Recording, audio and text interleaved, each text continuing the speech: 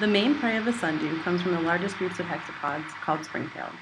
There are many hypotheses for how these flypaper plants attract springtails and other prey. Is the red color in the leaves of sundews used to attract prey? But insects showed no preference between red or green sundew plants. Do sundews use chemical compounds to attract their prey? But sundews and other flypaper traps produce relatively weak chemical emissions. So how do they do it? Flypaper trap plants really use UV absorption patterns that are not visible to the human eye to simulate insect activities.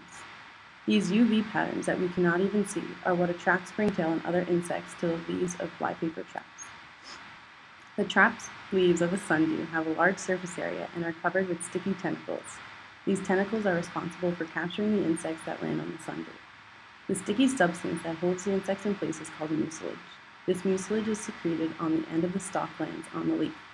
The mucilage is a polysaccharide that is composed of L-arabinose, D-xylose, D-galactose, D-mannose, and D-glucuronic acid in a molar ratio of 8:1 to 10 to 18 to 17.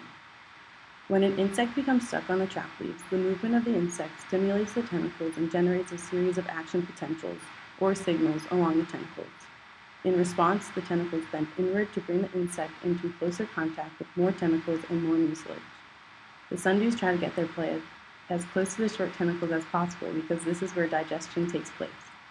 Flypaper trap plants are the only carnivorous plant that use the same components to trap prey and to digest prey: L-arabinose, D-xylose, D-galactose, D-mannose, and D-glucuronic acid.